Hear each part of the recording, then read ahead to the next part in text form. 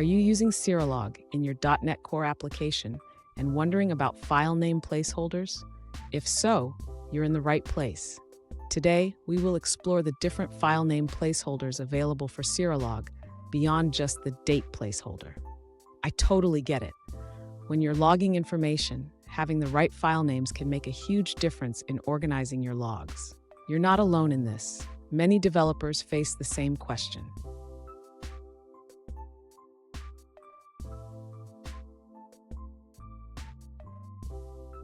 Here's the specific question we're addressing today.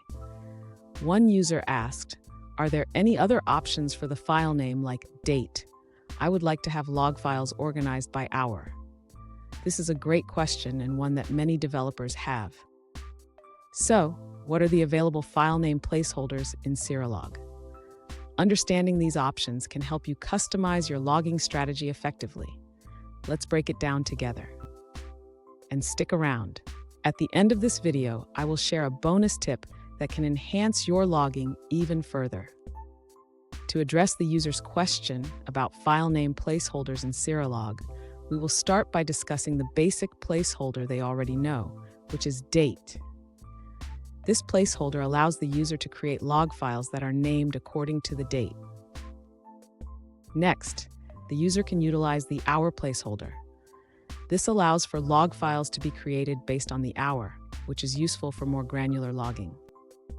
The user can combine both placeholders to create a more detailed file naming structure. For example, using date and hour together will result in log files that include both the date and the hour in their names. Additionally, Serilog supports other placeholders such as process ID and machine name. These can be useful for identifying logs from different processes or machines.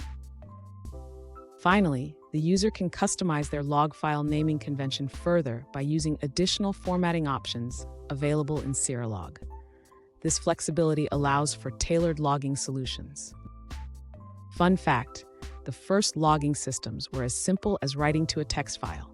Now, with tools like Serilog, we can customize our logging to an incredible degree. Now, let's look at the answers provided by other users. An alternative approach shared by a user suggests using Serilog's file sync instead of the obsolete rolling file sync. They recommend configuring the logger to create daily log files with a simple code snippet. This method automatically appends the date to the file name, resulting in a set of log files named by date, like log 28 in 0631.txt, log 28 in 0701.txt, and so on. For more options and details, you can visit the Serilog GitHub page for the file sync. Here's that bonus tip I promised. Consider using additional properties in your log file names, like level or application. This can help you quickly identify the context of your logs. And there you have it. You now know how to use different file name placeholders in Serilog to better organize your logs. If you found this video helpful, please subscribe for more tips and tricks on logging and .NET development.